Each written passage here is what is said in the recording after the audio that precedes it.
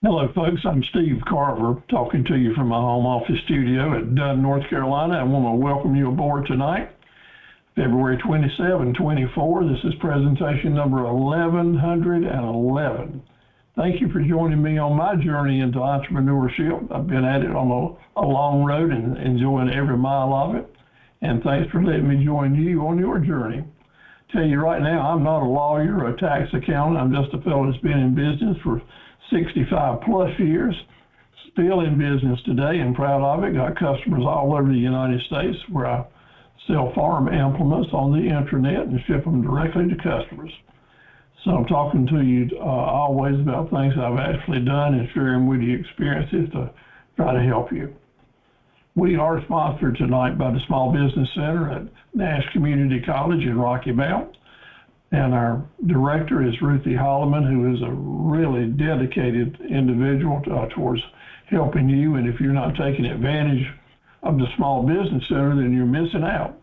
It's free counseling, free good advice, free listening, lots and lots of assets available to you there. So visit Ruthie or give her a call and set up an appointment. If you'd like to call her, her number is 252-451-8344. And she'll be happy to meet with you and help you any way she can to help your business go to the next step. Here's a slide of my homepage at carverequipment.com. This is where I spend most of my days talking with customers and quoting or ordering equipment or selling parts for the items that we sell. I have about 50 profit centers, and so I'm able to have a good range of customers and invite you to visit carverequipment.com. I'll send you lots of samples through the course of our series showing you how to do this and that, but you're certainly welcome to visit there anytime. Ruth has already sent to you, and I'll send to you again tomorrow morning, study guides related to tonight's session. The one that's titled 1111 are the talking points that we'll be using tonight, and lots of good information are in there for you. And we'll talk about a lot of them as we go along. I'd like to welcome all of you to the webinar tonight. Glad to see Darcy on board with us, and Dee and Tia and Dusa Maria and Swanky, and I'm sure we'll have some more come in. Please sign in on chat and give us your name and email address and town. And if you have any questions along the way, please ask, or if y'all like to chat amongst yourself, that's certainly welcome as well.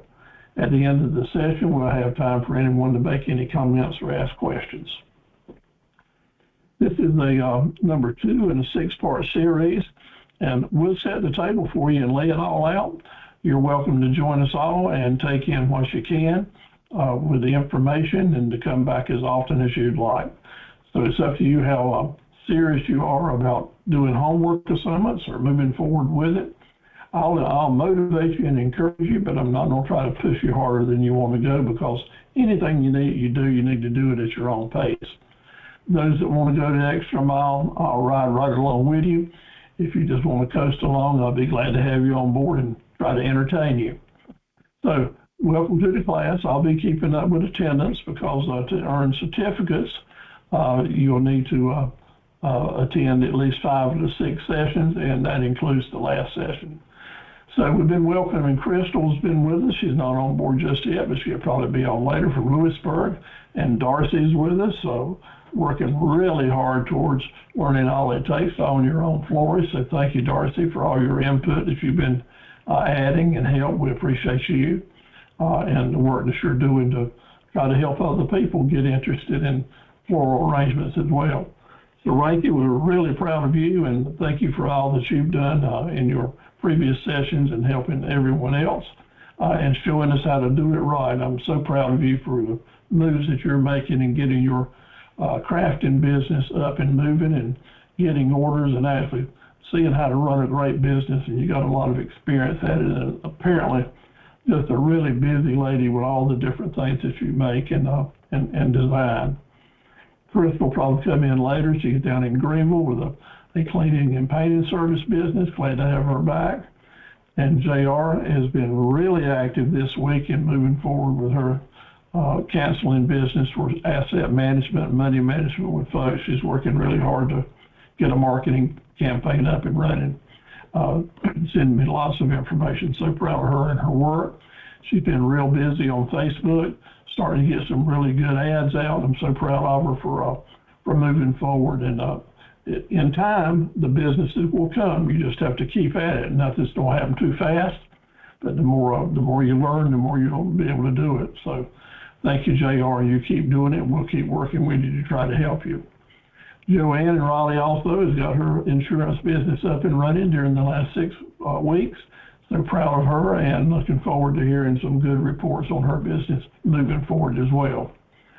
Lucy Maria in New York, hello there. Glad to have you back on board with us. Has gotten real serious the last week or so about trying to move forward and take care of some homework assignments. So thank you for hanging with us and being with us again tonight. We look forward to working with you and learning more about the business that you're planning on starting. What I'm noticing during the last 2 sessions, or the last 2 series, I'm noticing that a lot of you are getting your marketing up and running. But one thing that is really missing, and I'm not hearing you say that you're working at, is creating a database. Your marketing material and your web pages need to be full of content that is referring people back to your website or to your landing pages to help you sell stuff. So it's imperative that all of us every day have a database of email addresses and add to it all that we can. You want as long a list of email addresses as you can of people that are maybe potential customers and past customers and raving fan customers. And this is a discipline that is so easy to become a habit. What you do when you get email or you see email addresses that you can copy and paste over onto your database, do it. It's perfectly the right thing to do. And then as you create a list that gets longer and longer, and then you start sending out your regular promotions to these email addresses, that's when your orders will start coming in even more so. Now, Sir Wanky, I want to pay special attention to you because you've been doing this a while, and you probably can go back in your files and find lots of customer email addresses, and maybe you've already done this and created a database so you can start sending to them. You just don't want to rely on people seeing your social media ads. You don't want to wait for them to see your web pages or to find you on the internet. If you have a way to get directly to them and send them direct information by sending them an email, then you can direct that email, can direct them with links back to your web pages where you can make sales. I haven't put as much emphasis on this as I need to, but your web pages and your social media are great. But better still is the ability to go right straight to the customer and not wait for them to find you with their searching, but you help them find you by putting an email right in their face. And on that email, we use our look and hook marketing, give them a good picture, a good reason to click on that link on your email, and then you got them in your store, and it's time to start doing some business. So if you're not putting your database together with email addresses, you are missing a tremendous amount of fuel for your marketing campaign. I'll be saying this every session from now on because I'm seeing so many of you not doing it. Now Sarika has done a great job with her videos, and I'd like for you to visit her site. I'll send you a link to it. And Sarika, if you will, why don't you go ahead and chat, give everybody your link to your Facebook page or your website, whichever it is that you want to send them to, because she does a great job with her videos and a great job with her landing pages. So we all need to do that. And so let's keep that in mind. It's going to make a big difference in your business going forward.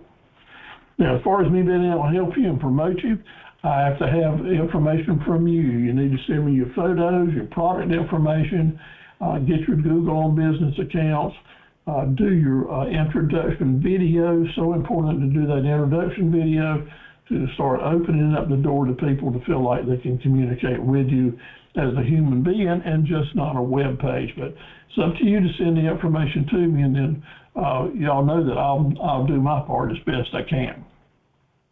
You'll be getting a questionnaire, a survey tonight or tomorrow about this presentation. Please fill it out and send it on in. That'll help everybody concerned. And the better grade you can give us, the more we'll appreciate it. Okay, let's go to your chat buttons if you can. I need for you to go to your chat button and type in, what is your favorite dessert?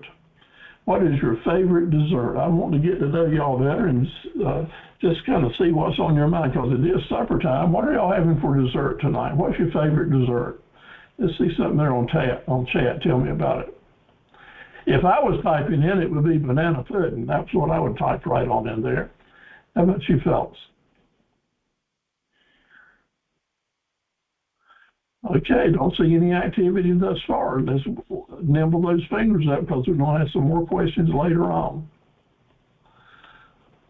Okay.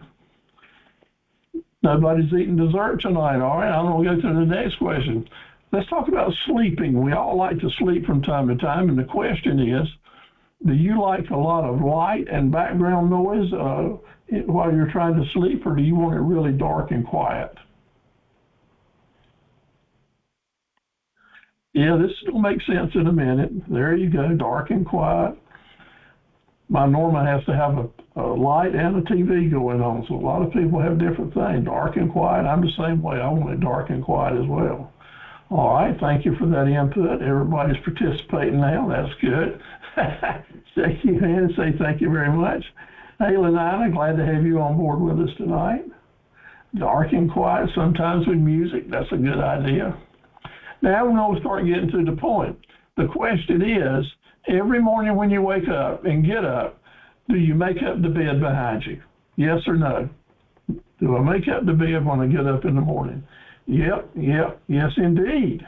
Yep. Well, I'm proud of y'all. All right, yes. Now I'm going to ask you, if you watched that, you don't need to type this in, but I sent you a video last weekend about where this question kind of makes some sense to you, because I've got one more question to you. You say you make it up, but the question is now, do you make it up neat and tight? Do you go around and tighten it up and make sure all the wrinkles are out? Darcy says yes. I guess if you're in the, no, there's some honesty coming on. The truth will set you free, no doubt. No, don't make it up nice and tight. Well, here's the story. In the video I sent with you, and I'll send it again, you can see it at my Facebook page. I was watching a motivational video, which I shared with folks last week, from a Navy admiral who was giving a motivational speech. And he said one of the things we need to do to start making a better world for ourselves and the people around us is every morning when we get up is to do what they do in all the military training that you do. If you go to boot camp and if you're in the military and you stay on base, when you get out of bed, you get up and you make your bed up, and not just make it up, but tight. I mean, you want a quarter to bounce on it, your sheets are so tight. And the admiral was saying that the reason the military has learned that this is so important, and it makes sense to me as well, because I do it, and I started doing it in the military, is that if we can start out each day having accomplished something right, we had a task in front of us, we did it, and we did it right. We did it, not only did we make up the bed, but we took the extra effort to look back at it and say, this is nice and tight. He teaches, and I agree, that's a good thing to start every day up with something that you've accomplished. In other words, start every day out with a positive note, and that maybe is one way to do it. So maybe all of us, maybe it's not making the bed up nice and tight, but maybe you have something that you kind of do every day sometimes, and after you do it, I want you to start looking back at yourself and saying, job well done, I've got one behind me, let's move forward. You know, some folks never finish a task, and they go all day long and just don't get anything done right. So let's change that in our lives and start making the bed up nice and tight, or doing that thing that'll give you that same feeling. Thank you all for being with us tonight at 6:30 to 8:30 on Tuesday nights for a while. I'm glad to go steady with you and look forward to our classes because we're all learning every day. If you do the homework or if you attend the classes, you can earn lots of nice certificates, which we'll be sending out for you. Those that attended the last session that ended last week, I'm waiting for some quizzes to come in and some videos before I make the final cutoff. So if you're thinking about trying to get those in for last session, get them to me as soon as you can. Several have asked, can you just pick up in this series and go forward? You certainly can, and I'm glad to have you to do that. We'll just postpone those certificates until the end of this series, but yes, the work you did last time, it'll count as well too. My job is to motivate. My job is to be assertive, and we don't remember that word. I want to help you get to the next step. I learn from each and every one of you, and I'm happy to do it, and I appreciate the notes that you are sending me.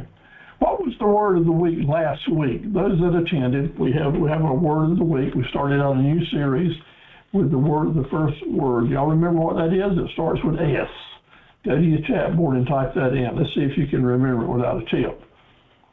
The word started with S. Do you remember what it is? The first word. And there you go. Yeah, y'all kicking it right on in. That's exactly right. The word is shrewd. Shrewd is that word, and it's very important because it's okay to go through life and just take it as it comes. But now that you're starting a business and you're investing time and money and pride in how far we're going to go, shrewd becomes really important. Shrewd is not a bad word or a negative word. It means that you're smart, that you're astute, that you're savvy and clever and wise and sharp and knowing and intelligent. And all those are so important when you're getting your own business started and trying to kickstart yourself as well. To say, I'm going to be shrewd in what I'm doing, and by golly, it's a good thing. The word this week, the second week, is mindfulness. That is a state of being aware and paying attention. Actually having your radar tuned in and absorbing things. You know, we can let a lot of stuff just go by and not pay attention to it, but when we're mindfulness, we're paying attention.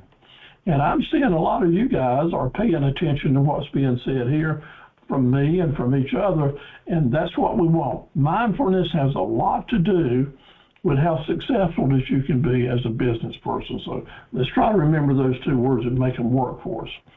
How do we use the word mindfulness? Well, it means awareness. So when you resolve to make room for a new path, for new things to practice, you're being mindfulness. And here's a bunch of synonyms that it works for. So a lot of them are really good, but I really like the savvy and paying attention and consciousness, words that we need to start using in our vocabulary to help us grab onto new ideas and listen to new ideas. Make room for a new path. Intention, attention, and attitude all play into being mindfulness so that we can have a clearer thoughts and less stress and live in the moment. Be aware of what's happening in the moment. That comes to play when you're talking with the customer. We need to learn to listen better. All of us need to listen better. I certainly do, and that is paying attention and trying to hear what they're saying, but being mindful to hear what they're not saying. Because sometimes the most important messages are what people don't say. It's their body language or what our mindfulness helps us read between the lines. So that's where this is coming from. Here's a good sentence. At times, our mindfulness of our limited ability, mind your limited ability, make us ill at ease around professional experienced entrepreneurs. Yeah, we feel like they're looking down our nose. However, our shrewdness and savvy and cleverness help us immediately put it at ease. So shrewdness and savviness can help you get past a lot of issues that are maybe holding you back now. So put these to work in your life, and hopefully it'll really work well for you. Homework challenges through the series. I want you to do the mission, vision, and promise statements. I want you to give me that list of 5 profit centers. and I want you to create Facebook and personal Facebook pages, and then you can convert them to business pages. No reason to put it off. These items don't cost you a penny, but can really start making a difference for you. I want you to find me on Facebook. I want you to find me and like me and send me a message. I want you to see my personal page and my business page, the Carver equipment page, and also the Academy page, where hopefully you're going to have your picture one day and we can start promoting your products as well. But to find me, there's a lot of Steve Carvers when you go on Facebook, but mine will be one that's got the pretty purple flowers that my old high school roommate Lucy Kate grows down in Florida. So this is my cover on my Facebook page. Look forward to meeting you and seeing you there. Your job is to find the endurance to stay in the game. I have one of y'all to tell me today that you're just so concerned that you just can't get started. You're doing all this work and you're trying, but folks just aren't turning on to you. You feel like you're missing something in your presentation, and that's true. You know what you're missing? Experience. It's going to take a while. You got to keep hanging, and you'll get better at it. You pay attention. But the thing that was missing most with the conversations I was having with you today are you got to have a database to spread the word, and you need some videos so that people will see you and hear you talk and see you as a human being, living, breathing person that they would enjoy talking with, instead of just looking at a web page. That'll be two game changers for you. Drill skills, we're going to do them every week, okay? We did the first 8 last week. We'll review those and then do 8 more today. Drill skills are strategies and techniques and hints that I can give you that will really help you become a better small business owner. So what do we want a business plan for that we're going to talk about tonight? A business plan is going to tell us what's left, and that's what I want you to remember. That'll be in your quiz. What's left after we take our estimated income, subtract our estimated expenses, we want to know what's left. A marketing plan is going to teach us what's next, because we're going to have a structured plan so customers will tell us what they want to buy next and maybe when they're going to buy it and what we need to do about our business to improve it. The marketing plan is a method to get feedback from your customers to tell you what's next. Next week, that's what we're going to focus on, is putting together the marketing plan. What are the 3 types of profit centers for nonprofit and for-profit businesses? First of all, the type of profit center is those that bring in new customers. The second type is those that keep customers keep coming back with repeat business and hopefully some higher margins. And then we want some big ticket items, some things that we're doing that's going to create some big deposits for us. That's your 3 types of profit centers. And I want you to know there's 3 types, but I want you to know you need to have at least 5 to have a sustainable business most of the time, in my opinion. An RLC is a raving fan customer. They will market for you. They go out and tell the world that people need to do business with you. NDCP, no demand, change the plan. No demand, change the plan. That means we're going to do a business plan tonight, but I'm going to tell you right now, it's going to need to be changed if we don't have enough demand at our profit centers to make a profit. So always know that we need to be willing and flexible with our planning. ABCD, always be connecting the dots. We're going to be making decisions, and we want to make those decisions in a circle so our wheel will keep turning. So when we make decisions that are outside of that circle, it creates a bump in the road. So as we talk about all these different strategies, we want to make decisions in a way that makes sense for the long-term good of our business, not just doing something because it feels good at the time. The 3 most important words for every startup business is by the way. By the way, and several of you have mentioned that to me. You need to put that into your presentation, because that is the password to upsells and cross sales and being able to stack profits. We want to have our profit centers in such a way enough of them that when someone buys one thing, we can say to them, and by the way, we've also got this and this to go along with it. It'll really make a super big difference for you. 3 kinds of rules, the 3 rules to catch fish on the ocean. All 3 of them are the same thing, 1, 2, and 3. Keep fresh bait in the water. Keep fresh bait in the water. How are we going to catch customers? We're going to keep sending out current promotions. We're going to keep emailing fresh promotions to send our shoppers right straight to our web pages, landing pages, so that we can get orders. That's what this is all about. Keep sending them out. The answer to this question is, what is the best way to find customers? What is the best way to find customers? Go to your chat board and type in the answer to that. The best way to find customers is to help them do what? The best way to find customers is to help them what?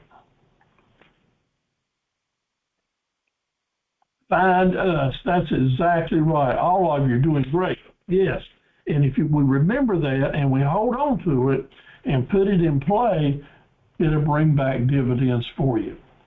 Our business cannot be all things to all people, but it must be everything to some people. It must be everything to some people. So just pretending you're typing that in because you are going to remember that, okay? Now, here's a hint. Do not pay off any long-term debts with short-term cash flow. Yeah, business is getting good now. I'm getting some money in here. Actually, I've got a little surplus cash. Isn't that a nice thing? Man, it is a good feeling when you can get your new business running and say, I created some surplus cash. Darcy, you looking forward to that day? I know that I am, no doubt about it. Have a good week and such as that. As a matter of fact, since November 1st till this week, my business has been kind of slow and yucky. It seems like the cold weather and the bad weather through the Midwest just made people stop spending money. But I didn't give up. I hung in there with my endurance, and by golly, this week things are just seem to be moving along really good, and I've got a little surplus of cash in my bank account tonight. But I am not going to rush out and start paying off any long-term debts, even though I don't like debt. Because if you use up your short-term cash flow money to pay money that you don't have to pay, you'll go broke. You'll get in trouble in a hurry. So remember, as we're borrowing money, we're going to set those debts up in a way that we can pay them back, so whatever we bought can pay for itself. So we're going to try to keep our cash flow fat. And if we have some extra in there, we'll put it over in the savings account, because I'll assure you, old Murphy's out there, and he's got a curveball coming your way to eat up some money that you didn't expect. We're going to do some good planning, but I'll tell you, there'll be some things come along that'll hit you up for some cash that you didn't know was coming, and you need a reserve. Next week, the subject is marketing and advertising. So let's kind of get used to that's coming on strong, and we're going to talk about that a lot for 2 or 3 weeks. So marketing, we're going to frame this as the long-term big picture. Advertising, we're going to frame that as being short-term, targeted campaigns that we do on particular items. Marketing, long-term, big picture. Advertising, short-term. So the marketing plan will be the big budget. The advertising plan will be a piece of that marketing pie. So your advertising budget will always be lower than your marketing budget. All right? And next week we'll get into that, and we'll call our plan next week the Golden Goose Marketing Plan. Who's the toughest, meanest, strongest, absolutely hateful competitor that you and I have? Who is it? It's us. And it's the distractions in our life that is our biggest competitor. Whatever business you're doing and that I'm doing, there's enough business out there for all of us to do well, if we get around to it, if we find a way to do it. So fighting the distractions to help us find the time in our busy lives to make this happen, it's a big job. So what is the best way to fight distractions? Set and achieve priorities. Don't set priorities to the point you're going to hang yourself with them, but every day decide what the 3 things you need to get done today to help your business move along. The most important 3 things you do, the priorities, your to-do list, and try to get it done before lunchtime, and try to postpone the distractions, try to move them out of your way so you can get the important stuff done.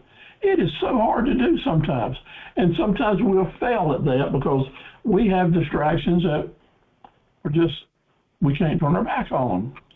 I mean, we might have lots of children. We might be a caretaker for a parent or a loved one. Or we may be already working 3 jobs. I don't know. But sometimes daily activities are hard to get along. So remember what we said earlier. Let's get up in the morning, make that bed up good and tight. Say, I did this right now, and the next 3 things I'm going to do before lunch are this, this, and this, and then go out and start doing some things. Give that a try. I'm going to try to give you some motivation tools there to make that happen. All right. And to complete this course, you're going to need to know, and you will know, and you want to know, what is fair market value? What does that mean to me? Fair market value is the gauge that we will use when we're buying and selling. Because we want to purchase items that we plan to sell. We want to purchase items below fair market value so that we can sell them above fair market value, and that will be our margin. Okay?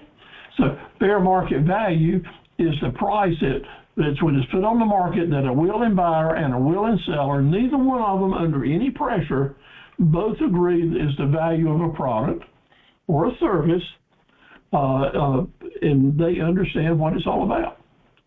People that determine fair market value are appraisers. That's what they do. Whether it's land value, real estate value, boats, cars, jewelry, you name it. They're appraisers. And I'll give you a little footnote here. I've got a real good study guide on how to become an appraiser, and you can do it. I'm a certified appraiser, and that's an important thing. And there's value there, not only to help you understand fair market value, but also maybe have another income. So if you have an interest in maybe reading about and becoming an appraiser, send me an email or put it in chat, and I'll be glad to share it with you. I want to say to you right now, give you a fair warning.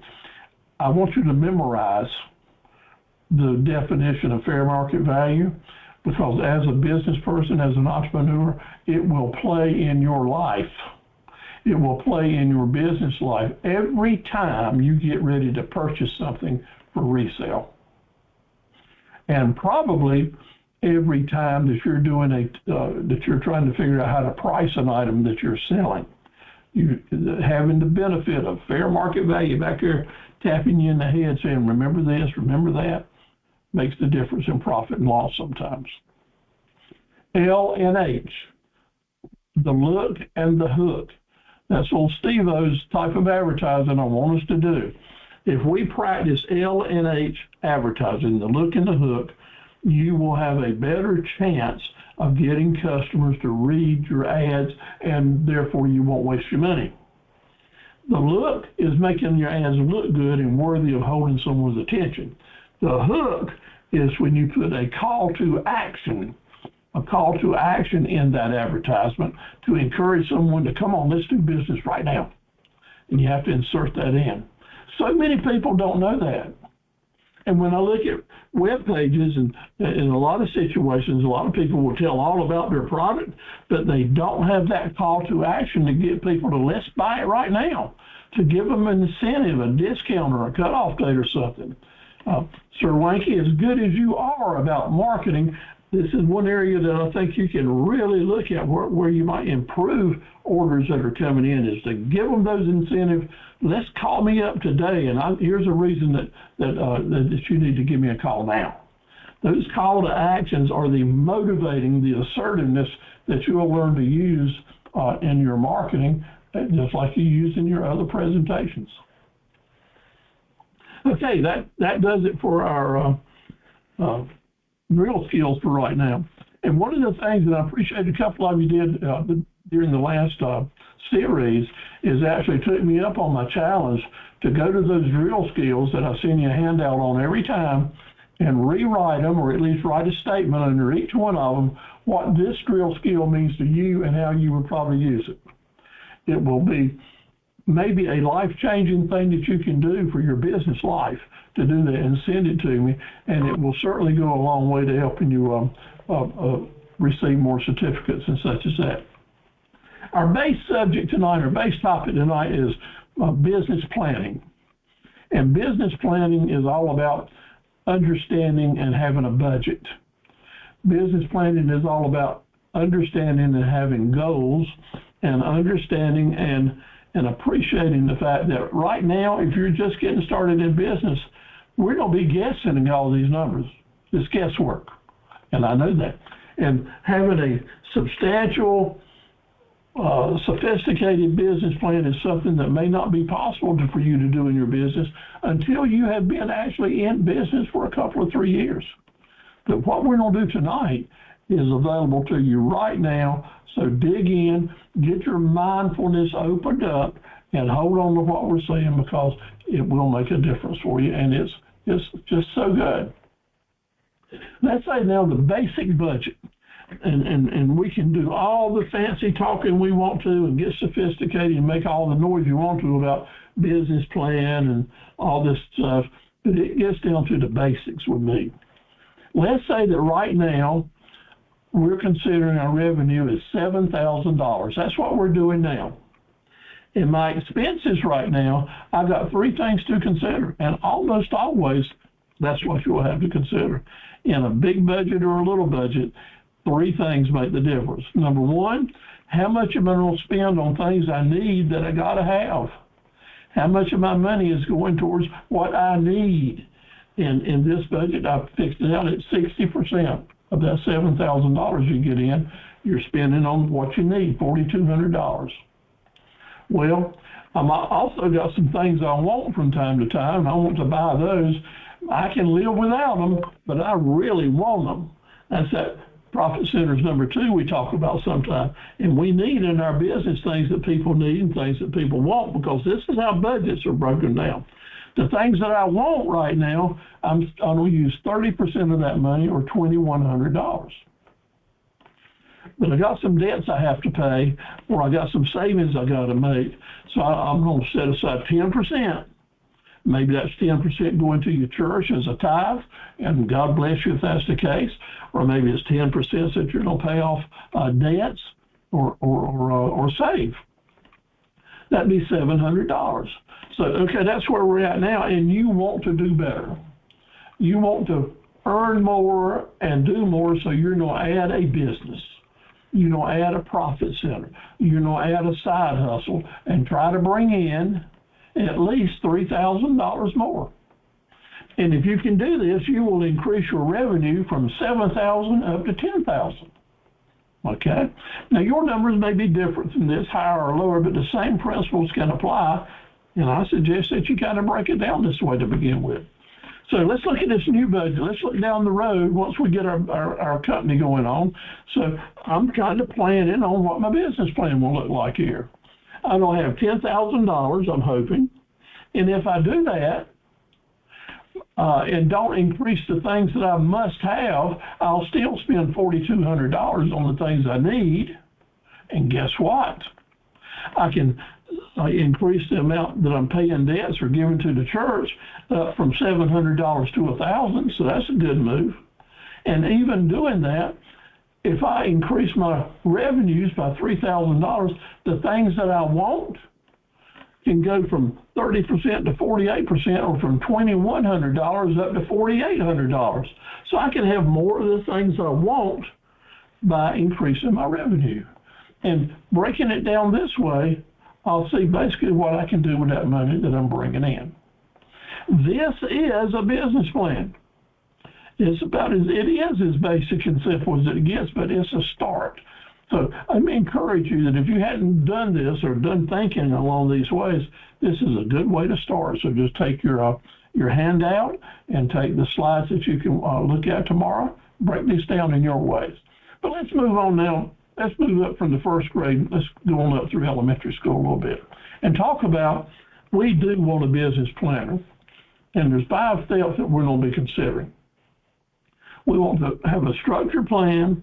We want to understand our profit centers and our expense models. And we all want to understand how the marketable profit centers work in our business. Now, congratulations, because this is the very first time that I am bringing in consideration for nonprofits instead of just for-profits here. So if you had an interest in that, and I know that Ducey Maria had an interest in nonprofits when we first started talking, so this may give you some enlightenment as well. 5 steps, either way, profit or nonprofit. What is the business plan? Why have it? Let's have a planner that helps us see our goalpost and our mileposts so we can keep up with our progress. We want to have models, cubes for each income and each expense type. And then we're going to connect those models to create a business plan. Plain and simple, 5 steps. So hang on, hold on to your saddle. Why do we want a business plan? To give us the information we need to avoid pitfalls and unexpected expenses.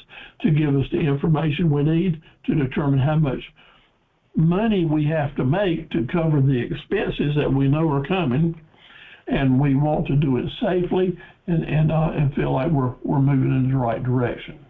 But the whole goal here is we want to know what's left at the end of the day. What's left for us to pay our bills, what's left for the business to get started, what's left to put in the bank, what's left to call profit.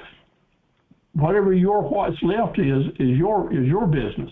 But we want that business plan, that number down at the bottom of what's left to achieve the goals that you are setting. It is important here that I say, we're not going to do this backwards.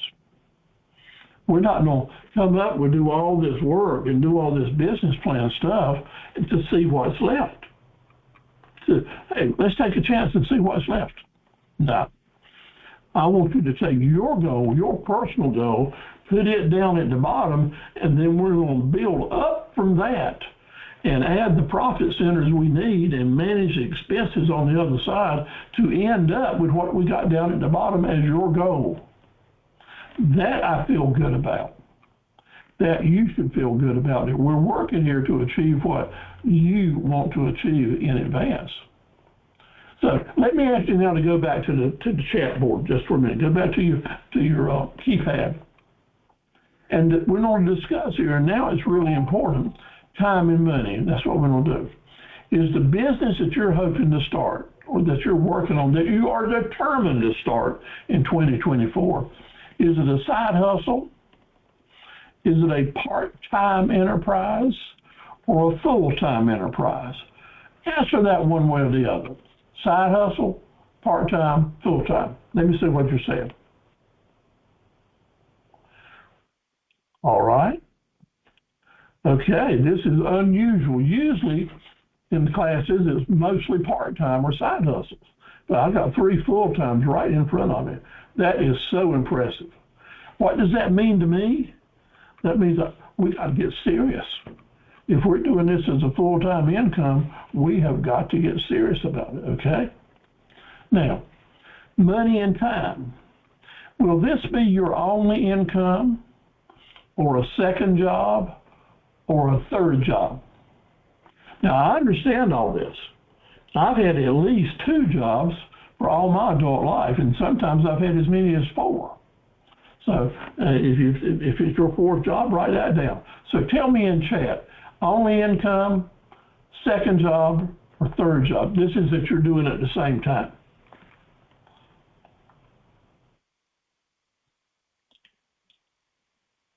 All right, do the second. Only income, 2 jobs. All right, that means we're working hard and hard at it and determined to keep on doing. I salute you. I'm proud to be in your company. Okay, good. We know that. And that gives us real insight as to how much attention we need to make to these assignments and such as that. Now, just as curiosity, how many dependents do you have? give yourself one, automatically you got the number one for yourself. But how many more mouths are you feeding?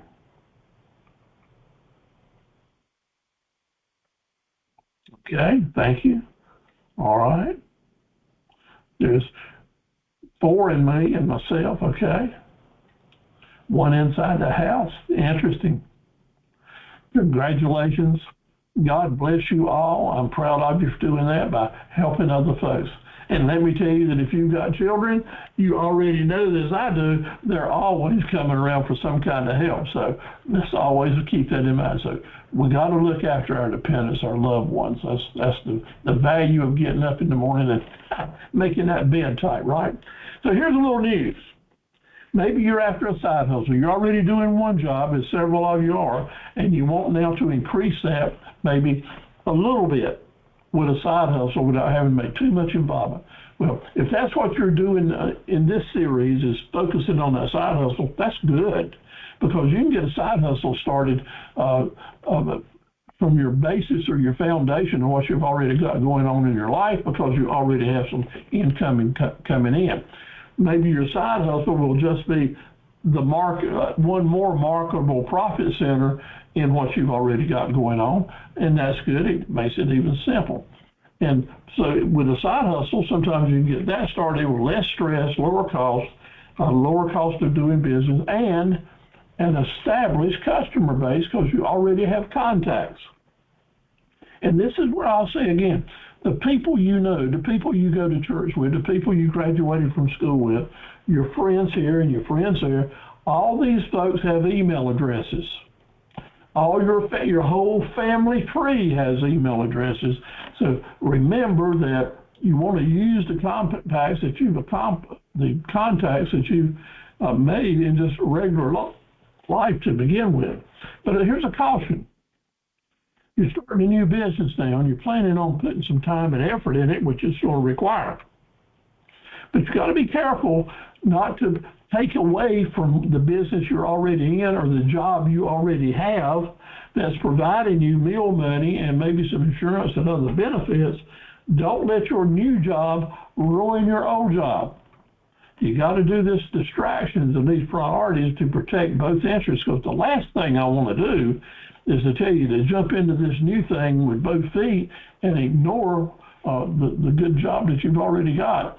It may not be as good as you want it to be, but it's the best thing you got going for you. So let's don't take risks we don't have to take.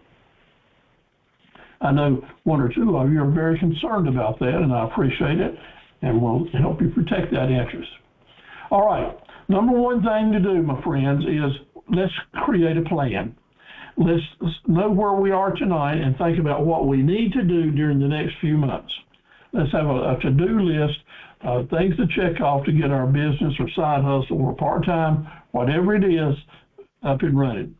So one of your handouts is a pre-planner with timelines and goals. It's hard to tell what you're doing or where you're going if you don't have kind of a map to go by, a chart. And that's what this right here will do. So every 30 days, we're going to talk about what do we need to do this month to help move forward. Or I've already done these things, what's left for me to do, I need to check off my list. All right? Everybody's list will be a little different, but it will cover almost all of these things. So right now we're at February 27, so on the 15th, as we started last week, let's determine the products and services we're going to provide, whether it's profit or non-profit. Let's make a list of what they are and think about what you need to learn to be better at presenting or selling or making it work. Where are your skills? What do you know and don't know? And whatever these products and services that you want to provide, let's make that menu and put some prices and values out beside of them. Let's start attaching money value to these profit centers. The next 30 days, let's come up with a database of targeted customers like I've been talking about. Let's select the location where we're probably going to do most of our work. What is the region or the community or the area where most of your work is going to go on? And let's see if we can determine what our startup costs will be to get started.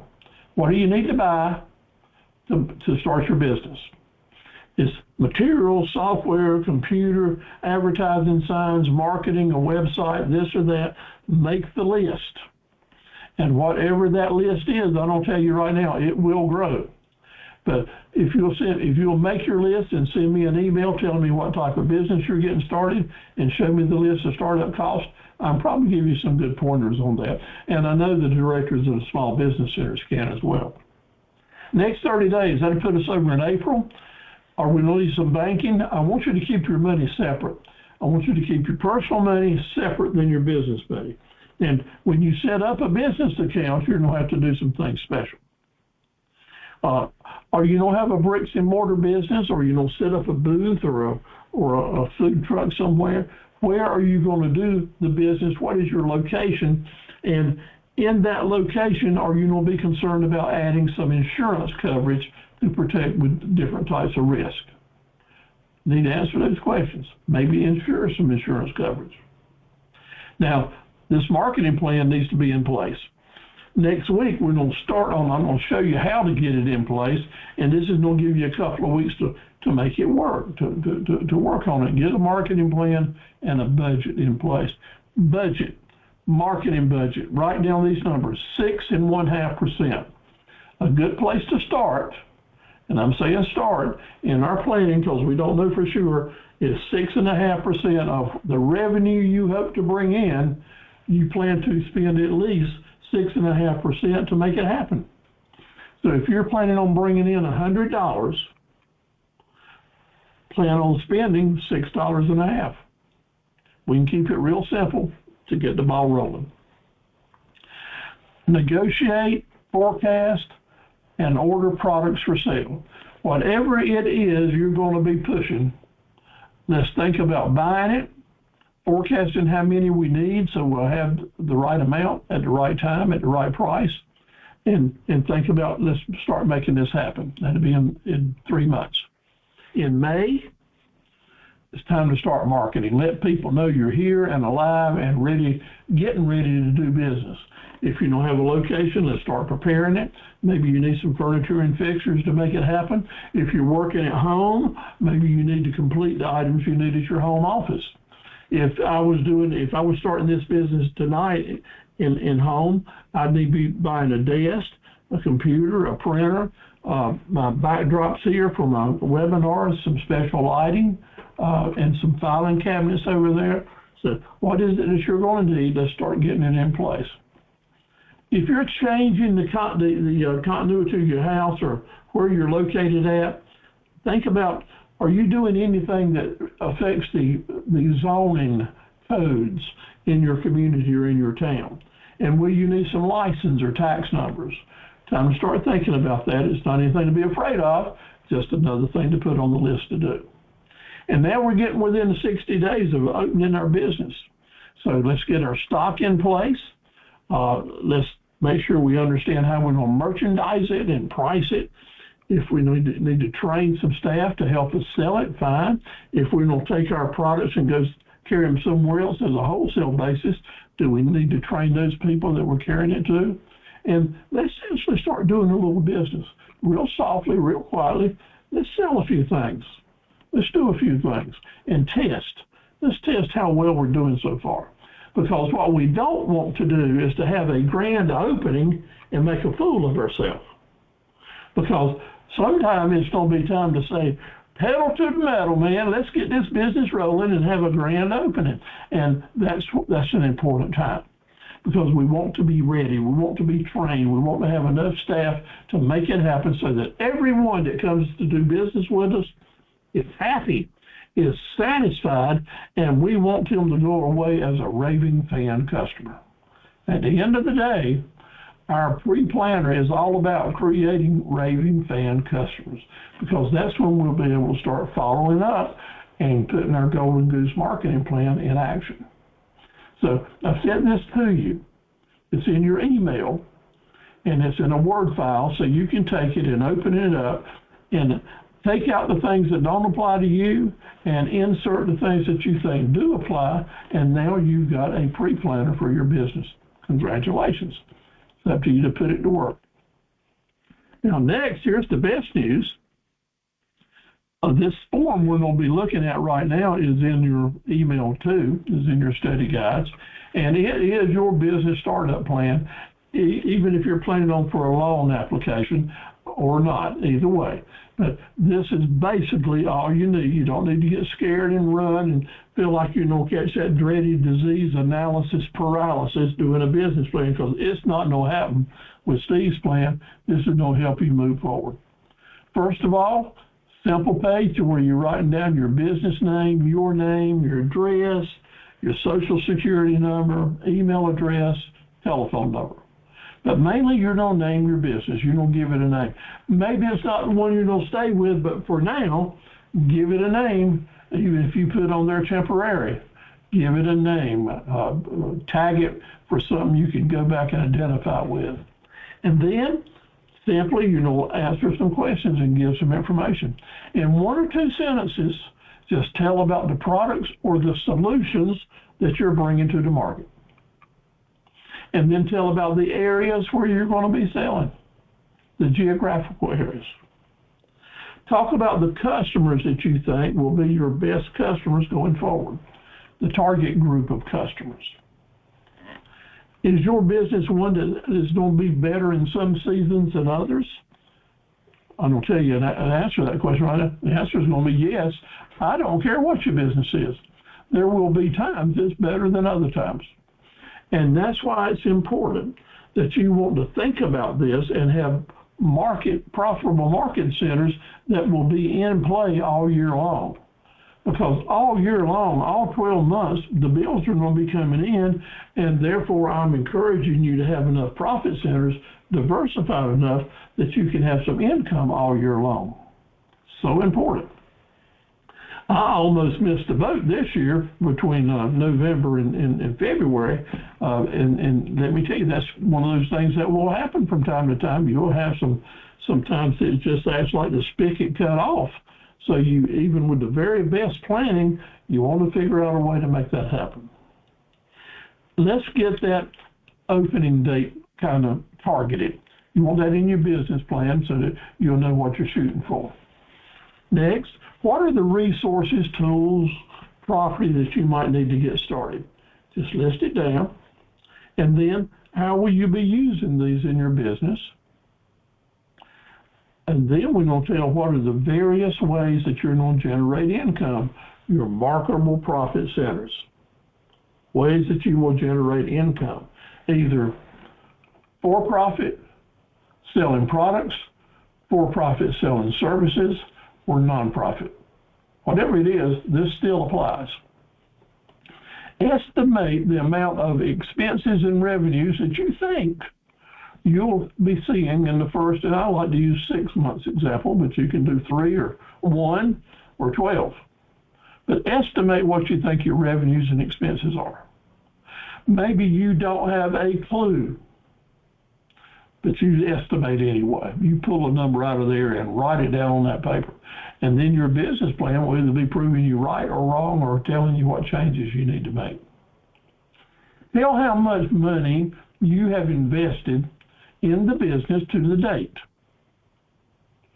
Tell how much more that you would love to have on hand, how much you know that you're going to need to borrow.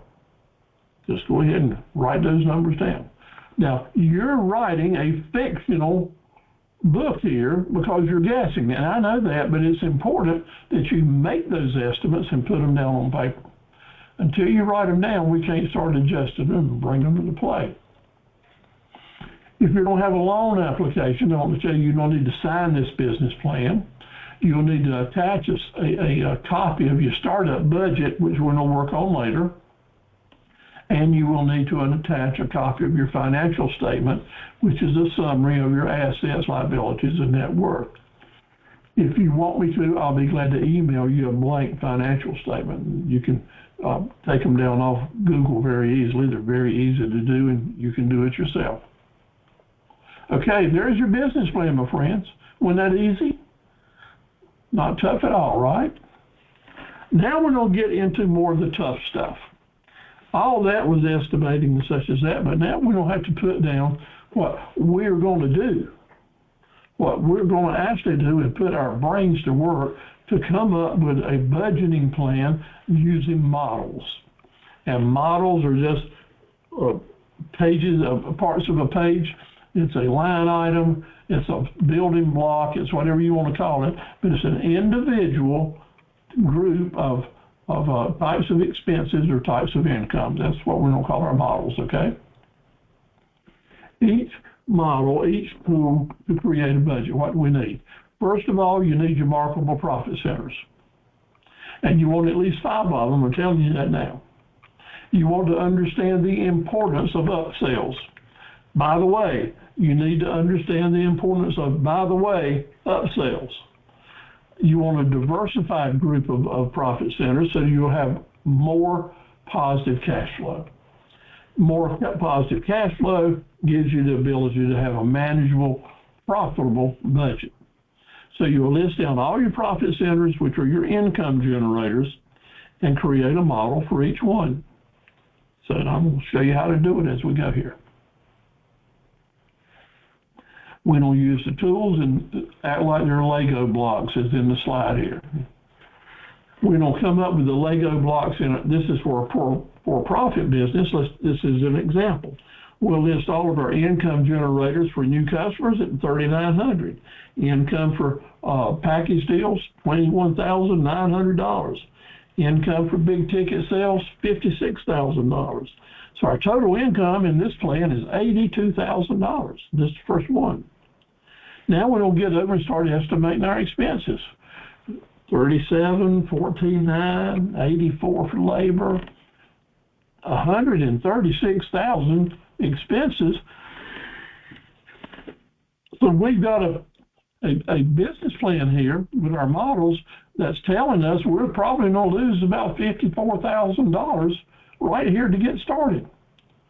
Yeah, our plans are showing out now, $54,000 in the red, and I don't have that much money to lose, but if I go forward with the plan I'm thinking about, that's where we're going to be. And this is a reality check. Lots of times that's what happens when you actually put the numbers to your plan.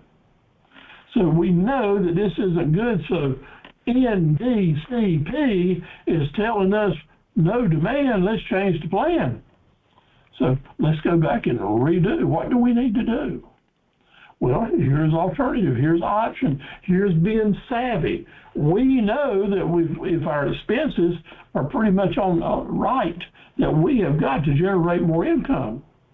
So we'll come forward now, let's add 3 profit centers to our plan. At $25,000 each, that'll bring in $75,000, and then the complexion changes altogether. And if we do that, we will end up with $20,600 profit. Yeah, $20,600 profit instead of $58,000 loss. That's why we do this business planner, to give you a good idea up front about how hard you're going to need to work and how much selling you're going to need to do. So I hope this makes good sense to you, because it's the way it will work, and we'll come back and see how that comes together. Now here is basically the business plan, and for each item up here listed in this black ink on top, we got a different line for the different types of marketable profit centers we have. So we're remembering to have some profit centers for daily traffic and new customers and higher margins and repeat business and big ticket sales. We've got a line for each one of those, and we'll take that information from each model and plug into this line. And then we'll go down to our expense items, which are over on the right-hand side, and list all of them down, our estimated expenses. And guess what? At the bottom of the page, what's left. Estimated what's left. And let's hope it's black ink. But probably won't be your first time. You go back and reevaluate, we want to have some black ink down there, like that $20,000 we did in the last model we looked at. But this is a guide that you can use for profit and nonprofit. Okay? Let's talk about nonprofit now.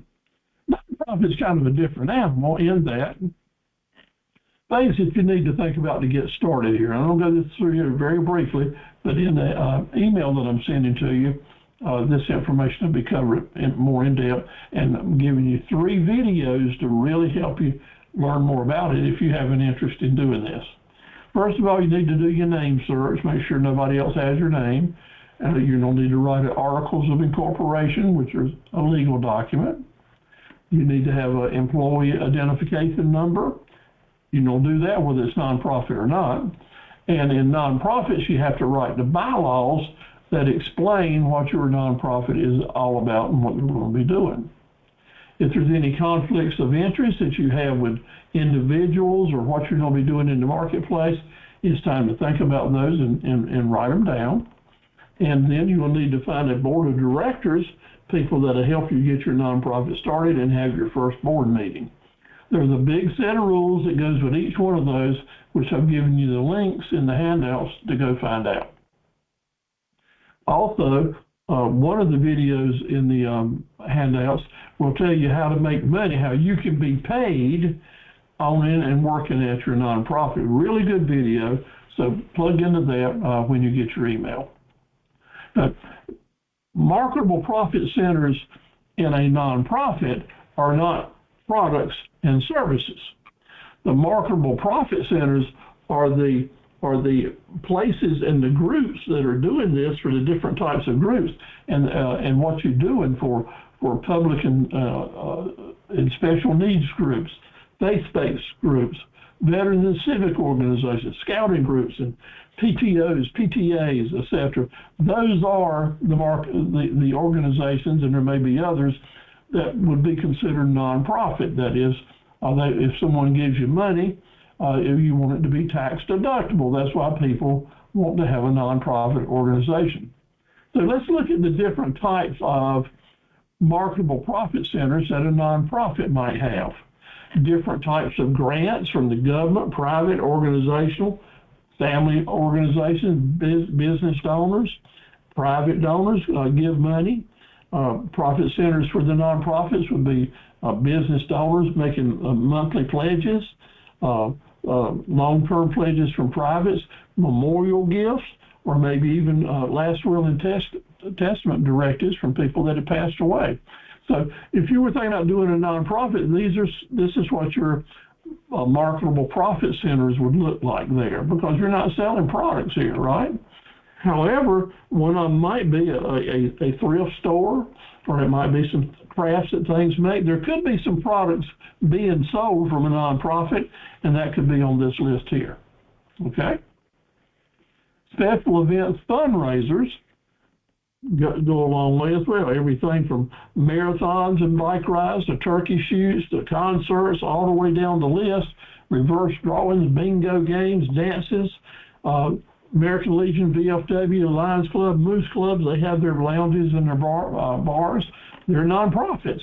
So there's lots of different ways that a nonprofit can make money as well and be a part of their budget. So there's food for thought here for you.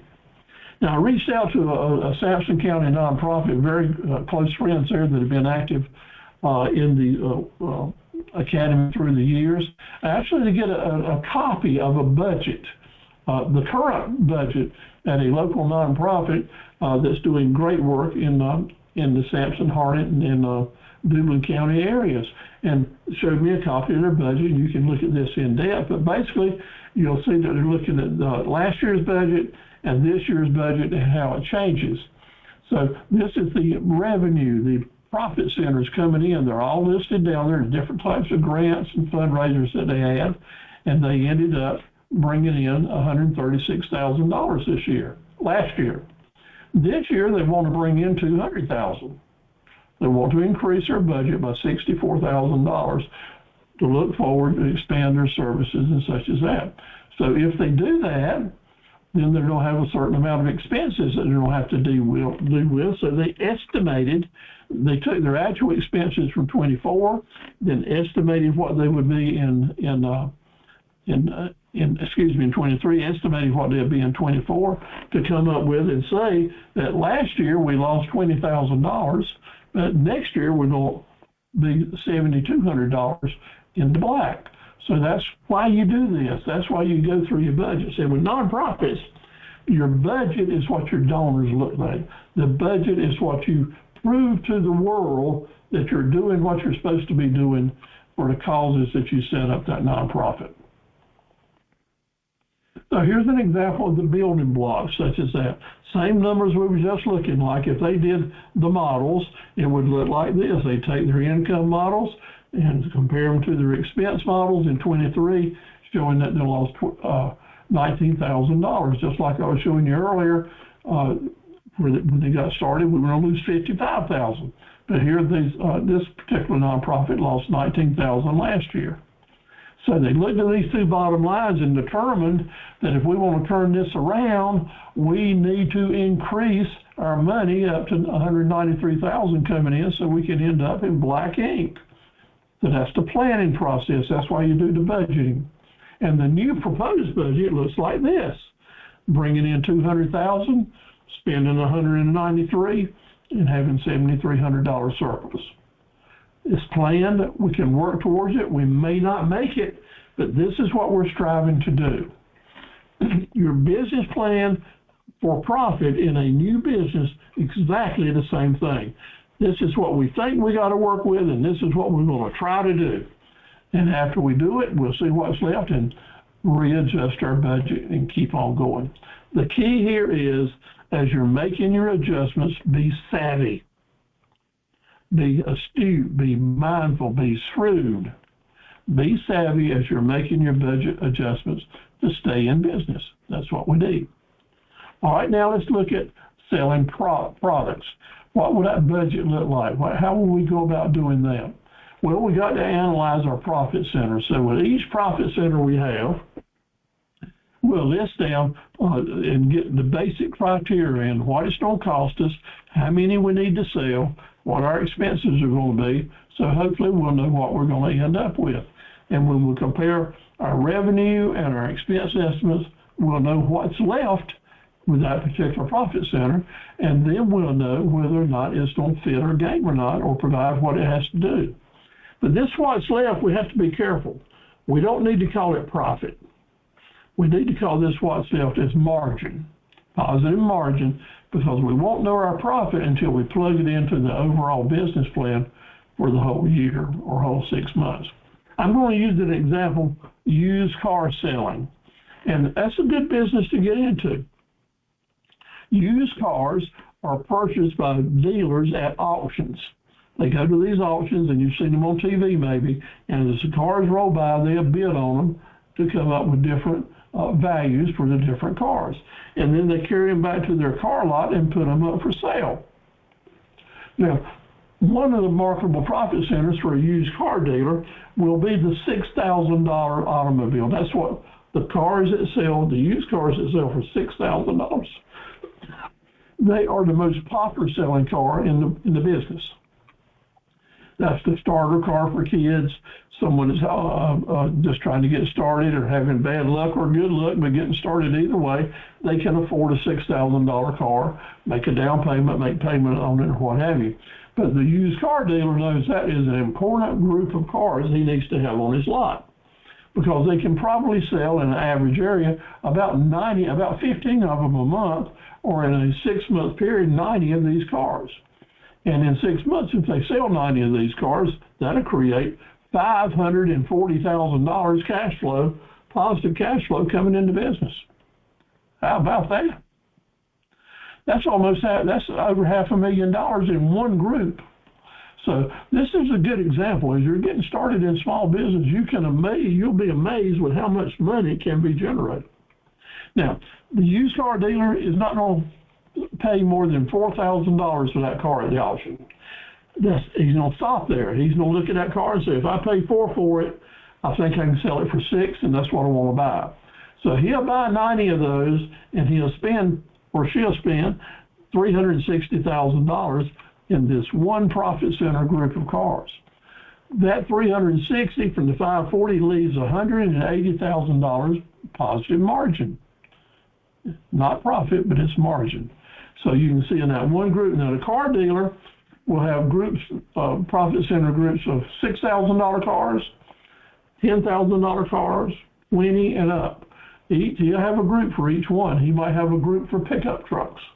But that will be the different models they use as they're doing their planning.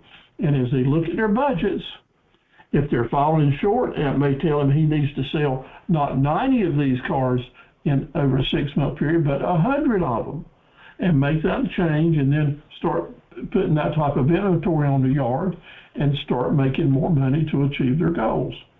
That's what budget planning is about. Selling time now. Some of us will not be selling products, we're going to be selling time for money. We might be sewing, doing alterations. We might be teaching classes like I'm doing right here. We might be a lawyer, a dentist, doing pressure washing or mowing the grass. It was about time for money. That's very important, and we approach it a whole different way. When you're selling, your business is selling time for money, I want you to have your business plan based on 4 days a week. Not 5, not 6, not 7, but be profitable, working, turning money, serving customers 4 days a week. That's what I'm encouraging you to do. And you would set it up with the 4 days you plan to work. For example, I'm using Monday, Tuesday, Wednesday, and Thursday, and that's what your calendar will look like. Now, I know that during the last series, I had several people that adopted this plan, and it's working really quite well for them, okay? So this just isn't something out of the sky. This is being a practical way to do it. You look at your work week, and you're divided up by days, and then you're going to divide it up by how much money that you need to make to stay on budget, and then how are we going to go about it. I'm using a figure of $2,400 a week as a guide here. You know, I'm going to focus what I'm saying from right now on bringing in $2,400 a week revenue generator. $600 a day, 4 times 600, 2,400. So I need to generate $600 a day for our business plan. So how are we going to go about it? First of all, you think about your appointments and how many customers you can see and how much money you'll probably bring in from each customer. The slide shows you here that some customers we can get 150 an appointment, some maybe 600 an appointment, some 350, 100, whatever the amount of money you're going to generate from the appointment you're having selling this customer your time, you need to think about it in advance. And then make your appointments by the numbers and the quantities and the amount of income they'll generate for each day. The objective is to bring in at least $600 a day. And when you do that, at the end of the week, you will have bought in $2,400. Sometimes you'll be able to do a lot better than this. Sometimes maybe not quite so good, but you've got a plan and you're going for it. When you're first getting started, it may be quite difficult. But as time goes on and you have regular repeat customers, remember this, regular repeat customers, you know how much money you can generate from that customer, and you plug them into the day that they can make your budget work. Now, I used only 4 days because I want you to have a day that if things go haywire, you got a way to adjust and catch up on one day. I want you to have a day that you can take care of personal business or maybe work towards building your business. Because these 4 days, you're focusing on serving the customer and earning those bucks. You've got to earn those bucks to pay the bills and buy the groceries. And then the 7th day, you've got to have a life, to be with your families, to be with your spouses, to go to church, hopefully, and to rest and charge your battery. I'd like to say on at least one day, take a few minutes to charge your batteries, take a few minutes to be private and to be quiet, and we'll use the term, just kind of be still and turn off the chatter and turn off the noise. And if I'm a part of your chatter and noise in your daily life, turn me off too. But take some time to regroup, charge your batteries, then get up, make up your bed tight, and you're ready to go again. Okay, let's say now, and look at the actual example. We don't talk about a graphic designer like Sarita does for us, a good example. Or maybe we'll talk about Darcy if she's doing floor designs and teaching other people. But let's say that she each day she wants to generate that $600, and for 6 months, that's 96 days, she will bring in $57,600. Now her cost she estimates is $200 a day, 96 days. That's $19,200 being spent. We take the 19.2 from the 57, that leaves us 36.4. That's $36,400 margin. Pretty cool, okay? So how do we go about doing that? Well, that's the way you do it. We go right back to our models just like we did before. We create our expense models, we create our income models, and we see how it shakes out. Again, like this one we saw before, we're losing $54,000 in this one, so we know we need to make some adjustments. We'll plug our models in the same way we did with the for-profit customers, because your profit centers are still going to need to be generating. Even if you're selling time for money, your profit centers need to be based on bringing in new traffic, bringing in daily customers, have some high margin items, repeat business items, big ticket sales. They are still going to maintain our goals. And when you plug them in, take out the expenses, you'll be able to tell what's left. It's not rocket science, and it's just getting started. And your first round, you'll throw away a lot of papers and use up a lot of erasers. That's what it takes to do it. Now, I've given you a graphic here that one of our associates did for me, that you can plug it, you can print this out and just start penciling in different ideas. It's just kind of a worksheet for you to come up with getting your ideas together on what your expenses are versus your revenues. Just a worksheet type thing, giving you a good guide.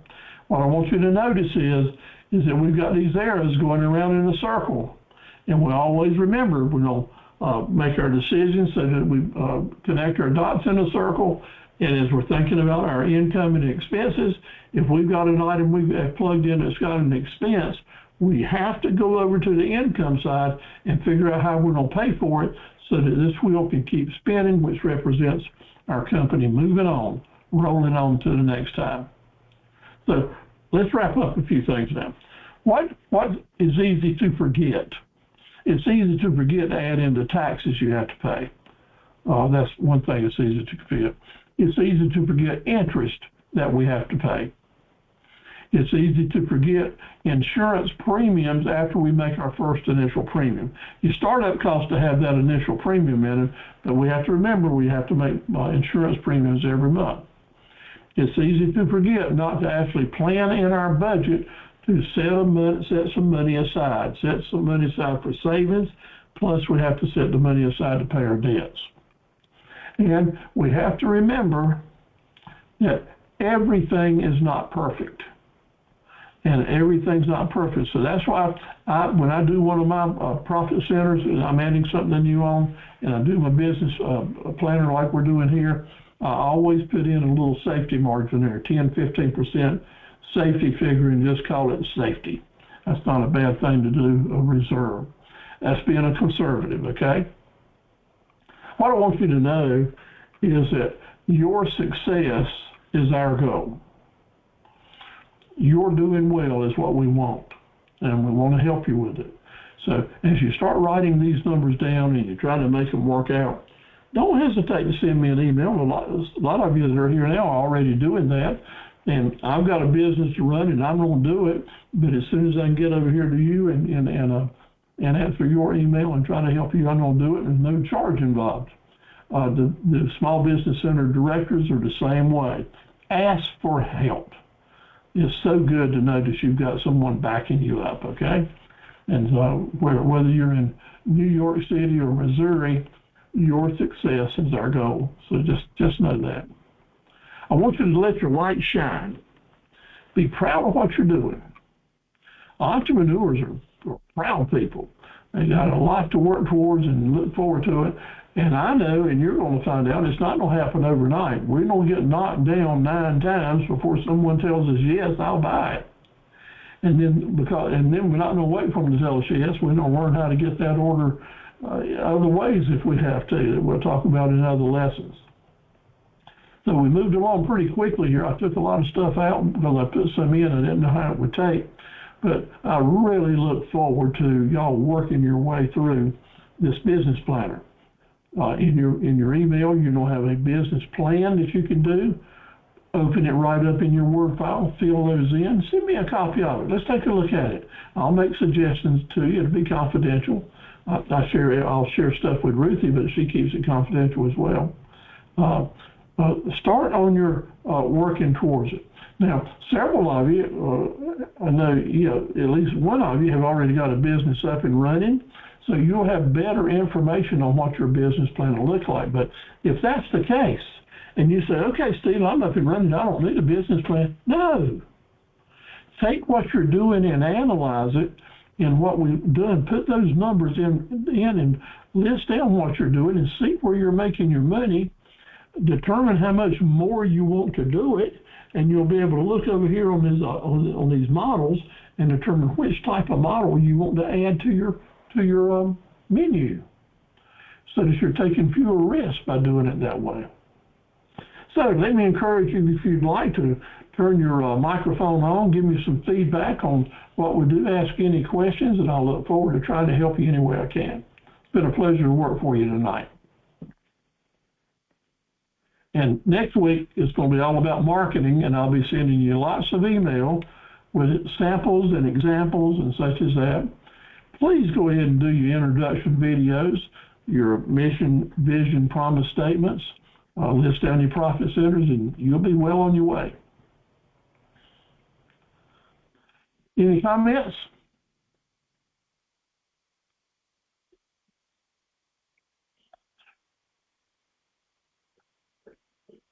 All right. Well, it's been a pleasure to work for you tonight. Look forward to seeing you next week. And y'all have a great night. Good night, and God bless you all. All right. Good night. Hey, Steve. Yeah. I did put my TikTok, my Facebook page, Instagram, and YouTube page into the chat for everybody. Very good. Well, I'll share it with everybody tomorrow as well. And thank you so much. Okay. You're welcome. Great job. I especially like your videos. Well, thank you so much. All righty. Good night, and thank you. All right.